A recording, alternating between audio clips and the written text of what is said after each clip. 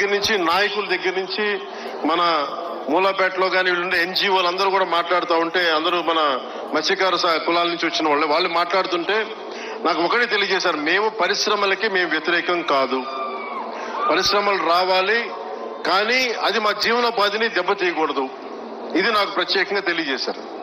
So దాన్ని దృష్టిలో పెట్టుకునే ఇక్కడున్న మన పిఠాపురం, ఈ ఉప్పాడ కొత్తపల్లి ప్రాంతం ప్రజలతో పాటు రాష్ట్ర ప్రజలకు కూడా నేను ఒకటే తెలియజేస్తా ఉన్నాను. ముఖ్యంగా నేను ఎన్విరాన్మెంట్ మినిస్ట్రీగా నేను బాధ్యత తీసుకున్న, pollution control board, PCB, environment బాధ్యత తీసుకున్న తర్వాత, ఫారెస్ట్ బోర్డు బాధ్యత తీసుకున్న తర్వాత ఎక్కడా కూడా పెట్టుబడులు రావాలి, పరిశ్రమల్ని భయపెట్టకూడదు గత ప్రభుత్వం లాగా అని చెప్పి చాలా జాగ్రత్తగా సంయమనంతో తెలియజేస్తా ఉన్నాం. సరే, వాళ్ళ తప్పు లేదని ఉంటే సరిదిద్దుకునేలాగే ఒక ప్రయత్నం చేస్తా ఉన్నాం.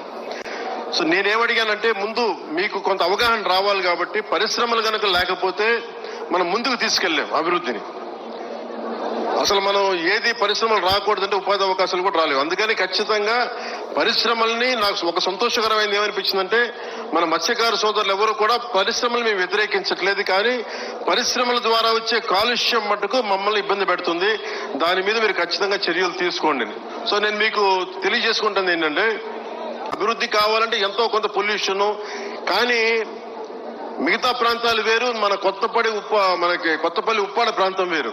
మీ కష్టాల్లో నేను ఒక సాటి మత్స్యకారుడిగా ఉంటే ఇదే నా జీవనోపాధి ఎలా ఉంటుందో అది నేను మనస్ఫూర్తిగా అర్థం చేసుకొని, సమస్య ఏమొచ్చిందంటే వ్యర్థాలని శుద్ధి చేయకుండా సముద్రంలో కలిపేస్తున్నారు. తద్వారా ఏం జరుగుతుందంటే మన మత్స్య సంపద దెబ్బతింటా ఉందని.